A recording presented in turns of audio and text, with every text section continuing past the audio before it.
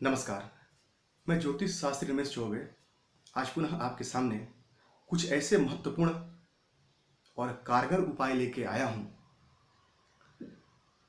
इसको करने से आपको बहुत ही लाभ होगा, ये मेरा दावा है। देखिए, आज के युग में और आज का जो समय चल रहा है, शत्रु बनना बड़ा ही आम बात है। कभी किसी कारण से, कभी बिना कारण के छोटी छोटी बातों पे अनावश्यक ही शत्रु उत्पन्न हो जाते हैं और व्यक्ति को कई प्रकार के समस्याओं का सामना करना पड़ता है। व्यक्ति को काफी समस्याओं से गुजरना पड़ता है। आज मैं आपको एक ऐसा उपाय बताऊंगा जिससे आप अपने शत्रुओं से निजात पा सकते हैं, मुक्ति पा सकते हैं। इस छोटे से उपाय को करके और आप हर प्रकार से शत्रु मुक्त हो सकते हैं। वो व्यक्ति आपके बारे में चिंतन करना बंद कर देगा। इसके साथ ही साथ मैं आपको बताऊंगा कि मन को कैसे नियंत्रण करना है और मन के कारक ग्रह कौन है। तो आइए पहले शत्रु के बारे में बताता हूं, शत्रु मुक्ति के लिए उपाय। किसी भी मंगलवार के दिन या शनिवार के दिन 7 बार बजरंग बाण का पाठ और 7 बार हनुमान चालीसा का पाठ कीजिए। 5 फूल वाले लौंग जो आते हैं वो फूल वाले होने चाहिए, उनके पूरे फूल उसके ऊपर लगे होने चाहिए। और साथ ही साथ थोड़ा कपूर, नीचे कपूर रख के उसके ऊपर लौंग रख दीजिए और 7 बार हनुमान चालीसा का पाठ करके और 7 बार बजरंग बाण का पाठ करके उसके बाद उस लौंग को जला दीजिए। जलने के बाद उसको हाथ से मसल के उसका भस्म बना लीजिए और अपने मस्तक पे लगाइए। किसी प्रकार के शत्रु से कोई बाधा हो या किसी शत्रु से किसी प्रकार की पीड़ा हो, ये कार्य करने के बाद उसके समक्ष जाइए। मेरा यकीन मानिए, आपका बाल भी नहीं बांका कर पाएगा और आपको अत्यंत लाभ होगा इससे। ये मेरा आजमाया हुआ उपाय है जिसको करके मैं खुद और दूसरों को भी लाभ दिलाया हूं। तो एक बार मेरे इस बताए हुए उपयोग को जरूर करें, मुझे पूरा यकीन है कि आपको अवश्य लाभ होगा। देखिए, आज के समय में सबसे ज्यादा परेशानी यदि है तो मानसिक परेशानी। हर व्यक्ति परेशान है, किसी न किसी कारण से परेशान है। छोटी छोटी बातों को लेकर परेशान है, कोई नौकरी को लेके, कोई वैवाहिक जीवन को लेकर, कोई धन की समस्या को लेकर के, कोई हर तरह से आर्थिक, मानसिक, शारीरिक, कई तरह से।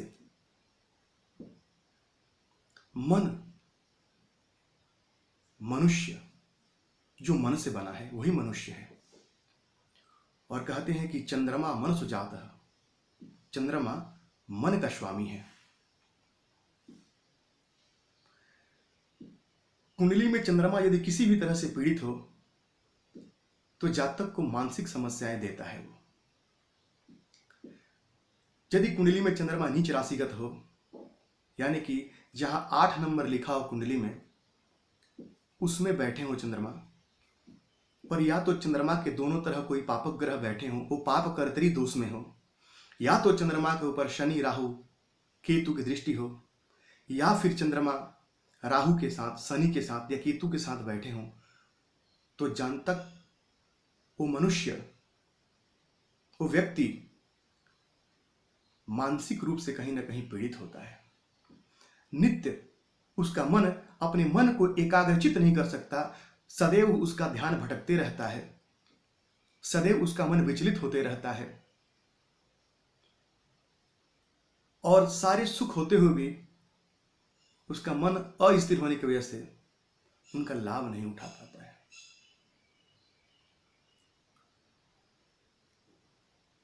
ये मैंने ऐसा इसलिए कहा कि आपको लाखों रुपए के मकान में रख दूं, आपको लाखों रुपए के गाड़ी पे बैठा दूं,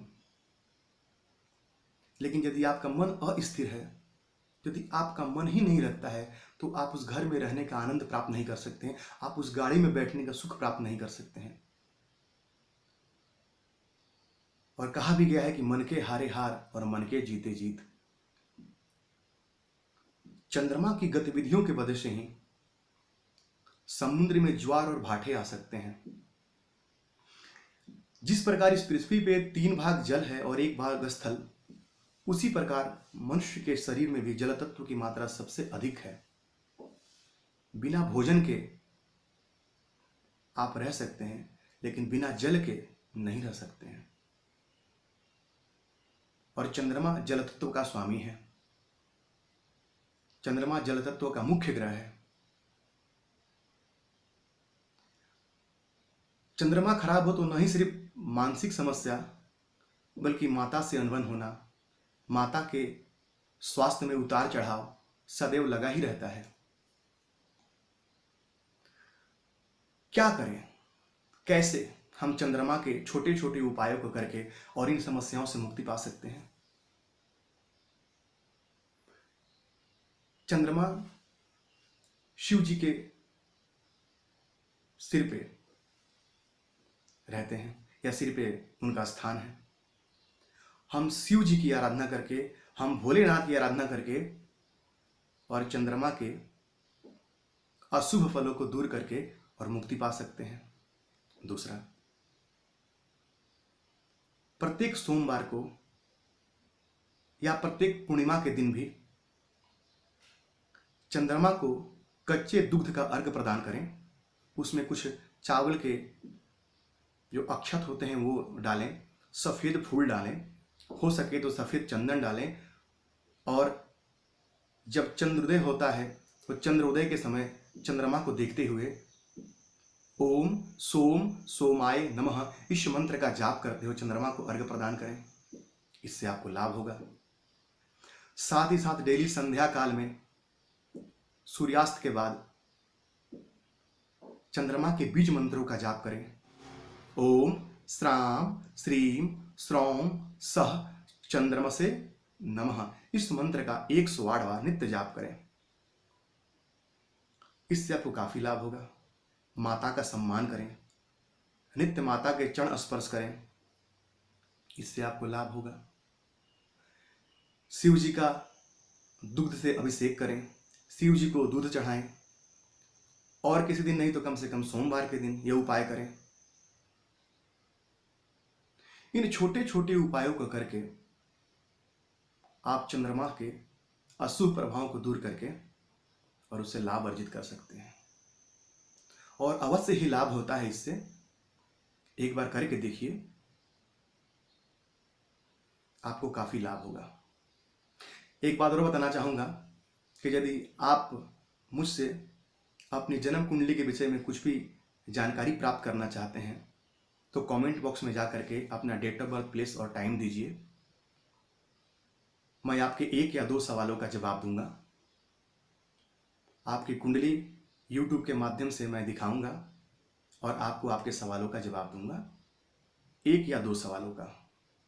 तो यदि आप इच्छुक हैं तो अपना डिटेल मेरे कमेंट में डालिए और मैं आपको इसका जवाब दूंगा। यकीन है कि जानकारी आपको काफ़ी पसंद आई होगी। आज के लिए इतना ही। नमस्कार।